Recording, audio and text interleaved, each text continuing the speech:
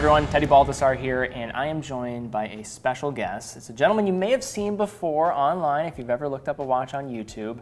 He has an iconic catchphrase. I'm joined by... Hi, this is Marc from LongIslandWatch.com. Fantastic. I just needed to have that at least once. Marc, it's great to see you in person. Pleasure. Thank you so much. Thank you for making the trip. We've never really met each other. Right. But I saw, and I've been following you for a while. I've known of Long Island Watch Ditto. for a long time, yes. I believe I've purchased a watch from you in the past, in a past life here. And okay. I wanted to just get together, and I really appreciated too when I think we're both from a similar line of work here, what we yes. do. Well, kind of. Kind of, yes. But I wanted to just get in front of him and just meet you, and also sure. I thought, you're such an expert on a variety of different brands yes. that also I think could be great for exposing to people that might not have seen some of these sure, before. I mean, I'm looking in front of us. Some of these, yes, I think many of you might be familiar with. But yeah, well, definitely the enthusiast probably knows a bunch of them. Yes. But we also have some things on here that are a little bit more oddball picks, and wanting to go through some more attainable watches sure. that I know that you sell, but also I think are really cool picks for enthusiasts. Absolutely. Yeah. So, I'd love to do that today. Yeah. So we picked out, and you picked out what, about seven brands? 7 brands, yeah. 7 brands? Yeah, we're going in the price range from like $300 to $3,000 or so. Okay, and most of it seems eclectic. like under $1,000. Yeah, that's probably the sweet spot, yeah. So, yeah, I'm happy to take it away. Yeah, so where do you want to start? I mean, I am seeing a lot of different things here. You have die watch genre, you have your own watches here. Yes. I saw you reaching over to the left. So. Yeah, I was going to start with brand Circula, which you may be familiar with. I have only handled this watch before. This is their Pro Trail, which is incredible value. Let's start with it then. Okay. Why don't we? Yeah. So Circula, mid-1950s. Mm-hmm. The guy Cornelius, you may have met him before. Actually, I met him on a bus in Switzerland when I was at Watches and Wonders. Yes. How wonderful! Yep. He's a great guy. Mm-hmm. He's third generation. He's the third owner of the company. It was founded by his grandfather, and I want to say like 5 years ago, so he took it over. So this is a Pro Trail. This is basically their version of a field watch. But for under $1,000, it does so much. Well, besides the awesome sand dial, right? Mm-hmm. It's got water resistance. It's got good water resistance. It's got screw down crown, which is excellent. Has scratch resistant coating, as you can tell. We know this is a used watch, you and This is actually a member of our team's, Devin's. This is his personal watch. Yes. We're shooting it, so you'll see it. And thing looks pristine. Looks brand new. Nary a scratch on it. I mean, it's even the buckle where your desk diving takes place looks fantastic. So scratch resistance number 1. Elaborate Solita is powering it. And also, it's got the same anti-magnetic as a Milgauss. Yep. So it's 80,000 amps per meter, which is kind of a couple of these are. So the movement itself is housed in a ferrite cage, a soft iron cage, and it gives it superior anti-magnetic properties. And all that for under $1,000. Made in Germany, Swiss heart. And so this is the Super Sport. And what appeals to me about this watch, besides that it's blue, which I absolutely adore, is you might see a lot of times you'll see a watch with 2 crowns and people call it a compressor style. Yes.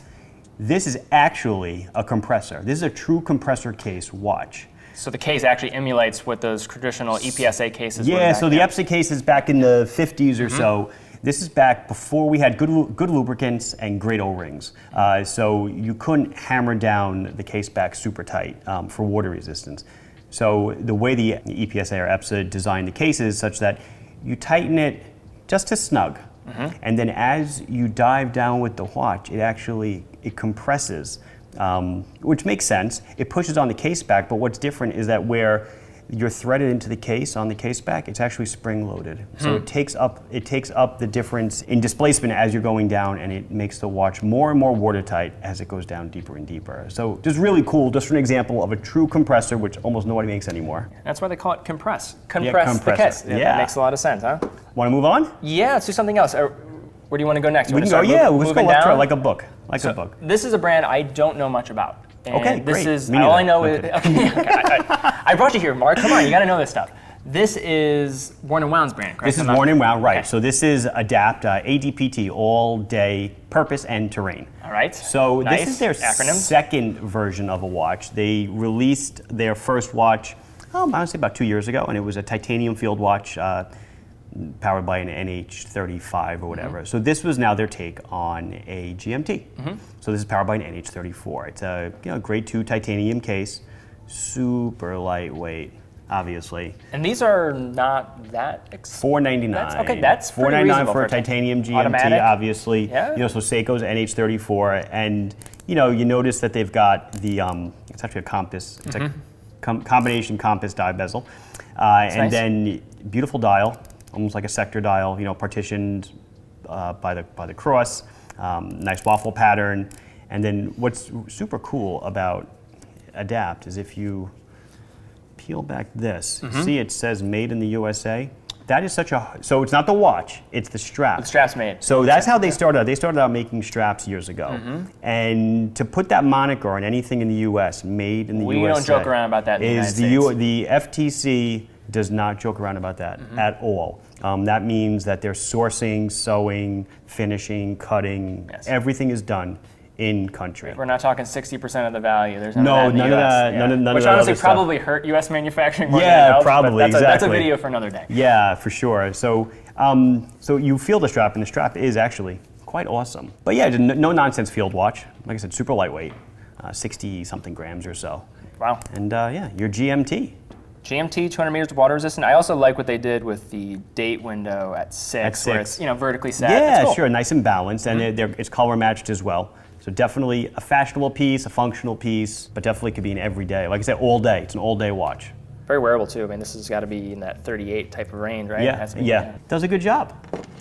So this is a brand next, and I'm just following the line. So now you know which way we're going. Yes, I can follow directions now, but this is a brand that I've owned. I believe I purchased my watch from you because you were probably the distributor from the brand. I've been selling Squale. Yeah. Oh, sorry, I just buried the lead. I just gave it away. I've been selling. It's okay. The build-up was not that needed. Yeah, I've been selling Squale for a number of years. Yeah, so Yeah. this case, though, the 1521, Yep. I mean, we don't give them enough probably credit No. because they are a real case maker. So I think they get a lot of, a lot of people don't really understand double branding on the dial, this and that. So Squale dates back to the 40s and 50s, and Charles von Buren originally was just setting out to make cases for dive watch companies. So they supplied cases to Doxa, TIG, Blancpain, and when they decided to go off on their own and manufacture their own wristwatches using their own iconic cases, in this case this is the 50 Atmos case, so you called it the 1521, they decided to double brand the dial. So on the bottom would be the case manufacturer, which was Squale, inside the little shark logo, and at the top as the watch company, also Squale. So a lot of people say, oh, why is it written twice? It looks silly, but it's kind of like a nod to their own history, because traditionally you would see Squale at the bottom and then maybe Doxa at the top, or BP, or another brand's name. So they're really just giving a nod to their own history. But if this is a 500-meter water resistance watch, I own, I think, 3 versions of this watch. And there are many different versions. So we're looking at the polished case version. This There's is the also polished the case for the ocean. COSC version too. Yeah, that just came out, recently. Yeah. The Kosk version, in a blue and a black, in a brushed case. They've got a black dial, they've got 2 different blue dials, they've got a full PVD, which is done in the same company that plates Beretta pistols, does the plating on the watch. So you know it's high wear, this and that. I had the blasted case version. Beautiful, the matte, the full, oh look at that, he's getting ready, he's getting ready. This is just such a great wearable case too. It is, so I believe it's like 42 at the bezel, but the case itself is like a 40. Yes. The crown is tucked away beautifully at the fore. It hides. It's actually tough to even get at the crown if you're wearing a glove or something. It just fits so nice. It fits a variety of wrists, from 6 1/4, 6 1/2. I'm a 6 1/2, and it fits me fine. And I've seen people with smaller. 7 1/4, 7 1/2 wearing it. I mean, that's a lug. I think in the lug to lug, it's like 47, 48 range. It's really nice. Beautiful. Yeah. It's a lovely size. That's around $1,000 or so on the leather. Yeah. And they actually just, by the time this comes out, it'll definitely be out in the news. They're releasing a vintage-inspired bracelet for all the 1521s. Oh, that's so nice. It's got like the 70s kind of ethos to it, a little angular, a little sporty to it. Very nice. So they're going to be offering that, not just on leather, but on the bracelet. Yeah, and Swiss brand, but now I think is operated by the Maggie family. Okay, Italian, so right? so the way their ownership works is, so Charles von Buren had a Italian distributor. That was the Maggi family, and they took it over, I don't know, about 10 years ago or so, and that's who stewards the brand now. So it's kind of like, it's not in the family still, but they were very close-knit partners. So it's kind of still like in the family. Yeah. And then one other one in front of you too. You have and this is the 1545. This is more of a new release. I want to say this came out like 2 years ago. Okay. It's more Rolex-y inspired, I guess, but Yep. not without being a clone or an homage. This is based on what was the Y 1545 case nomenclature from the mid-70s or so. It's very nice ceramic insert. Ceramic bezel insert, beautiful bezel, again on a Sellita SW200, matching strap, beautiful gray dial. They do a white with some gilt, they do the gray, they do a black, and they actually, on this one, I'm pretty sure they incorporated a witness line on the crown tube, so you can see. Oh, that's nice. Making sure your crown is screwed down, That's before you go dive into the whatever it is, 200 meters of water resistance on this one. I mean, you shouldn't be diving if you don't know that. Yeah, exactly, because it's happened. Oh, I know it has. It happened. It happens all the time. So one diving watch legend to another brand. I'm really excited that you brought this brand. I think Aquastar is so cool. So Aquastar was founded by an enthusiast back in the 50s, 60s, and he's kind of a sportsman, avid water guy, whatever. Wanted to make a great dive watch. Crown sealing patents under his belt. We sell a version, it's got a deco bezel, decompression, so you can see how many multiple dives you can do. It does nitrogen content, this and that. Runs on a really nice movement. This is a... La Joux-Perret, right? It's a La Joux-Perret. Kind of very, I'll say an esoteric movement, I think, for a lot of definitely multiple $1,000 brands. Yeah, you're seeing it more now, but this is, remind me again, this is right over $1,000 for this watch? $12.90 to $13. So that's one of the more attainable options I can imagine with that. And if you're not familiar, then it's a 68-hour. It's a 68-hour power reserve, and really nice. I want to say from the weight, it's a tungsten rotor. Yeah. Which means it's always going to spin around on you. Yeah, but this was 37 millimeter. This is the Model 60, which goes back to 1960 when I think it was Picard and another guy took it down to Challenger Deep. Challenger Deep, yeah. And this was worn by the captain of that sub. Yes, exactly. So everybody knows about the Deep Sea Special, the Rolex on the outside. Right. On the inside was this. Wearing an Aquastar. Right. And this also was the watch, too, that really made Aquastar a brand. Because in 1960, Aquastar really wasn't in existence. So it's in 1962, and this was the watch that really pioneered that. And shows what a little good press can do for you. Yeah, that's true. And then and keeping in mind that you talked about the decompression bezel, like they were, for a lot of different diving gear, bezels, I mean, they were pioneering developing. Yeah, they were doing a lot of this. stuff for watches and, bringing it out to, I guess, normal folk, I guess, right? Because no one's obviously going to wear this today down to, however far down they got to go. But no, just a lovely size. So they, kind of kept it true to the 37 millimeter. It's beautiful bracelet. It's a beautiful watch. It's really nice.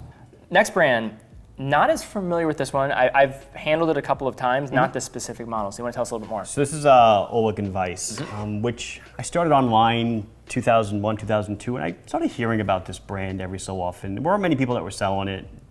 Again, just esoteric and out there. But the brand actually dates back to the 50s.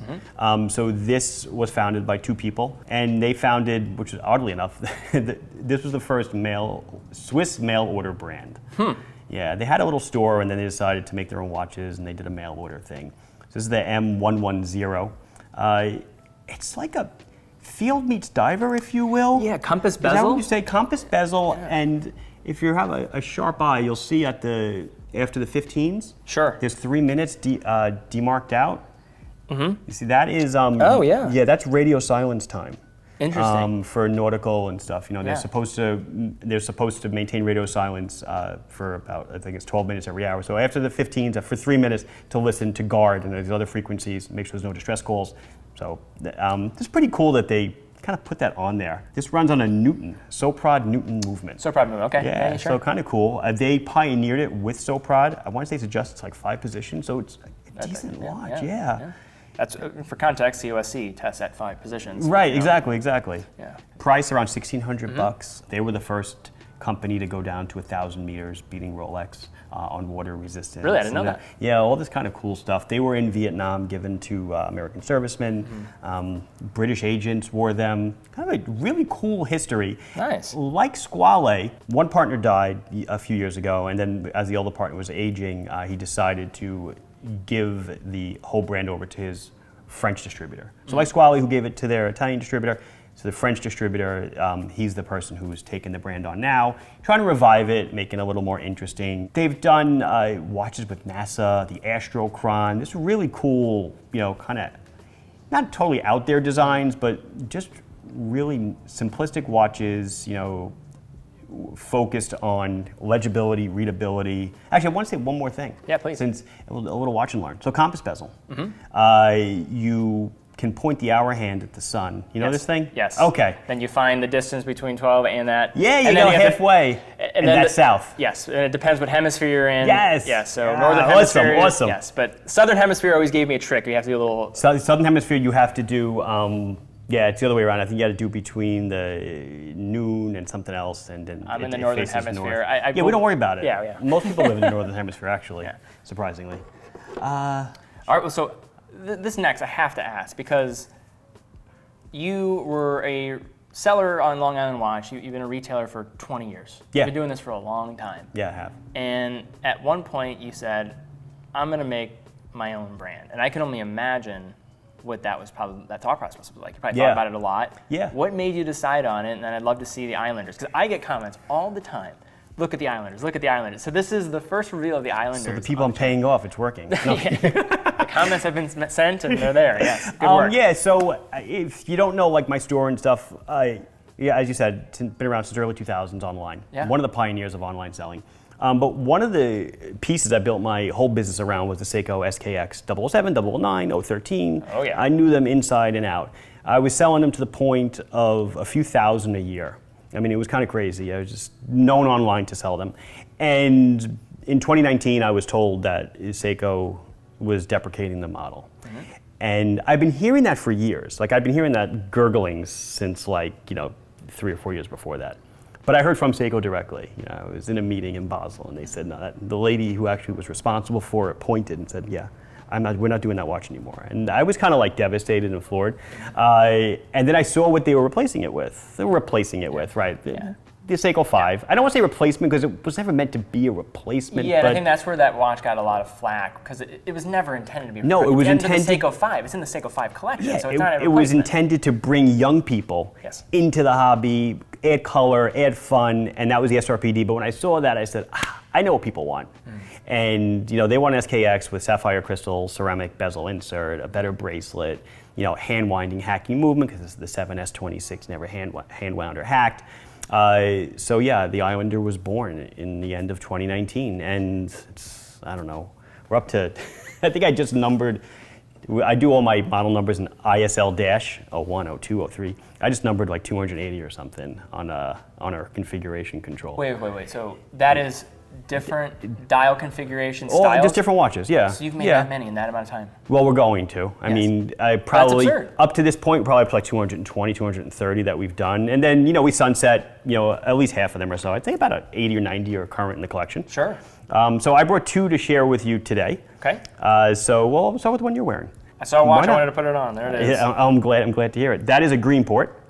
And the Greenport is, it's a vertical date. Oh, I name most of my watches after something on Long Island.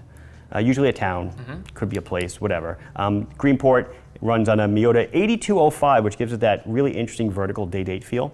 I wanted a little bit of a skin diver, trying to get that aesthetic, a little bit of syringy hands, bidirectional, dual time bezel as opposed to a traditional diver's bezel. Just fun, lively colors. To me, that was just a vibrant watch. That's sharp. Sapphire crystal. Yeah. And then what's the price on these? $279. It comes in 5 colors or 4 colors. Pretty competitive right there. Yeah, I tried to be. Bracelet's nice too? Bracelet's nice, yeah. Good clasp. Really nice. Yeah, H-link, negative N-link. Yeah, screw down crown. I try to give everything that, people would want. Every upgrade that you would want in a watch is in the watch already, so you don't have to really buy anything. How much time does the Islander take for you? I mean, you're probably involved with the designing process for a lot of Well, I have a designer. His name, Ryan does a lot of the design work, but I'm just overseeing it all, and I keep myself. It keeps me busy. I run the store, I run the brand, I run the channel. It's kind of. You have a lot going on. Yeah, I can relate. I get it. Yeah, and then this is another one that we came out with about a little less than a year ago. It's called the JFK, not for the president, for the airport. And a lot of people don't realize there's a J. They're like, why'd you name it after the president? I'm like, no, it's the airport. So this was an NH34 based Qualler GMT. And if you can look at the dial in light, you see it's got a cloud pattern. It almost looks like croissants. Now you'll never unsee it. Yeah, now I'm hungry. Yeah. So sapphire bezel, 24-hour bezel, dual split, sapphire crystal, beautiful lume, wonderful dial. To me, the dial, we do it in 3 colors. In that whitish, we do it in a gray, and we do it in a blue.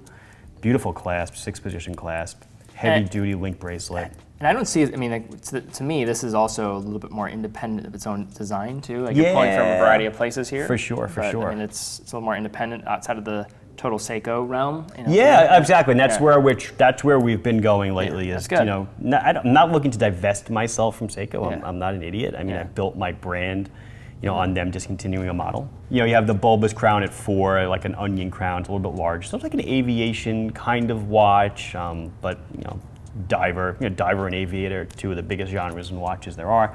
But yeah, that's like this is a small sampling of what the line encompasses. Yeah, you said 200. That's 200 chain. We do dress, we do sport. I do everything. Field, pilot. Yeah, I try to cover everything. Very cool.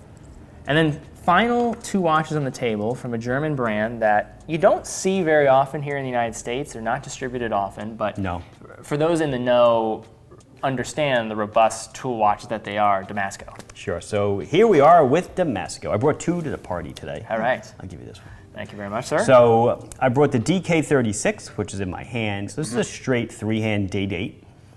And this integrates their in-house movement, A26-3. They're trying to divest themselves from ETA, Solita, et cetera, and they're trying to get into making their own movements, and that's kind of what the DK line is. All the DKs are like that. It's all their in-house movements. They did really great with what were the DA models, DA30, DA36. And then there's the DS line too. There was a DS30, and then so then they took all of those and they tried to make them in-house, into the movements, and this line was born.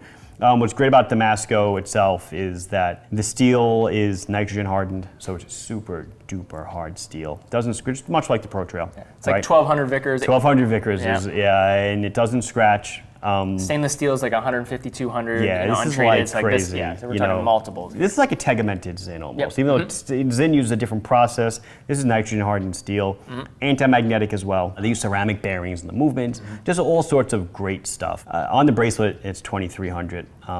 Off the bracelet, you say the bracelets are crazy. You want to buy the bracelet by itself? The bracelets are like $600.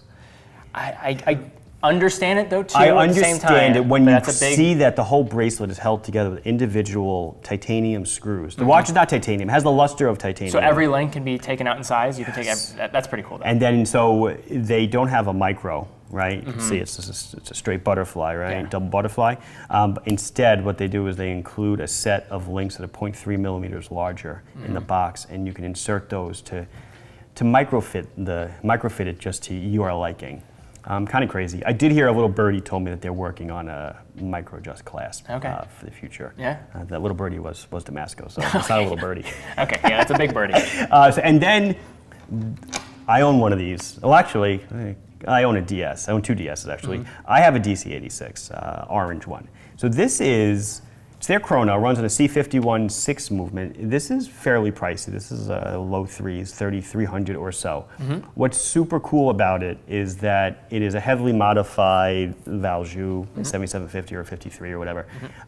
It's center seconds and center minutes, much like a Lamagna would be. So when you activate the chrono, the center seconds will sweep, and then after a minute, the center minutes will start to sweep. And it's just... really it cool. makes so much sense. You should hit the top button. Just making sure it's fully wound. Yeah, you're good. Yeah. And so that little hand with the airplane on it, you call it. After a minute, that will snap over. Very one cool. Click. It is super cool. They do a lot of high tech. They use Vuitton for their seals. They claim, and I would never advocate this, but they claim you can operate push buttons in crown while submerged. Zinn does that, Damasko does that. I'm just totally not a fan of it. I'm sorry. Being an engineer, wiping seals are never good. Cue rotary engines. They just don't work. They die. That's a man who spent a lot of time in customer service. yeah, it just doesn't work. So, but whatever, that's what they claim. It's their claim, and that's fine. But it's super bezels. I mean, Yeah, it's really Same nice. thing with the hardened Bidirectional, steel, 12-hour. anti-magnetic. Yeah, and they give you the option if you want to dive bezel if you want instead, they can do that too. That's right, yeah. But they've been growing their lineup for a long time now. Many watches. It just keeps expanding.